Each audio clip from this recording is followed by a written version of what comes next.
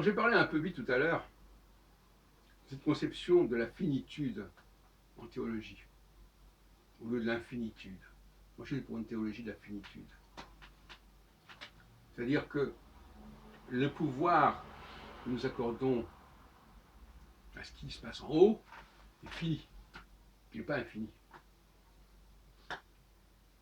Il est supérieur au nôtre, il nous domine, mais il n'est pas infini. Contrairement à ce que veulent faire croire les théologiens de l'infini.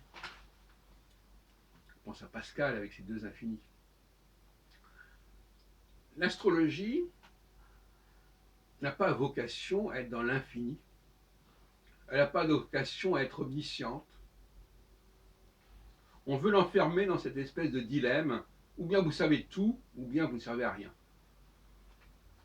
Moi, je suis pour une astrologie de la finitude, contrairement à beaucoup d'astrologues d'ailleurs qui vont beaucoup trop loin, qui abusent de ce qu'on peut attendre de l'astrologie. Et puis ça tombe dans la divination, qui est interdite justement par le judaïsme, par la Bible. Le Nachash qui est la divination, mais qui est aussi le serpent de la Genèse.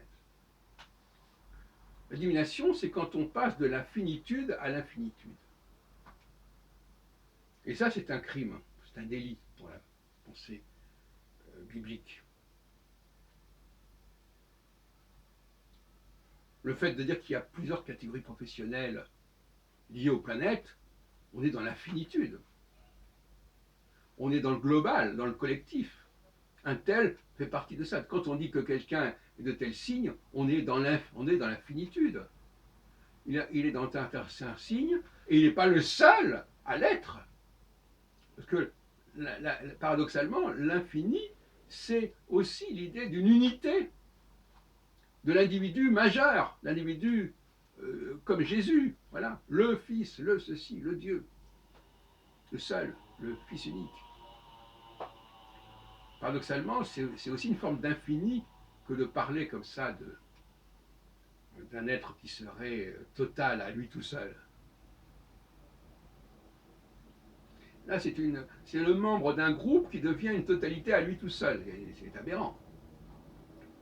Alors, pour revenir à l'astrologie, oui, il y a des cycles qui existent, des phases qui existent, mais on est dans le fini. Ça ne veut pas dire qu'on va expliquer tout ce qui va arriver à une personne en particulier. La prévision ne peut être que collective, que globale. De la même façon que Dieu, lorsqu'il parle des hommes, il ne parle pas d'un individu isolé. Il parle de l'ensemble, d'un peuple, de l'ensemble de l'humanité.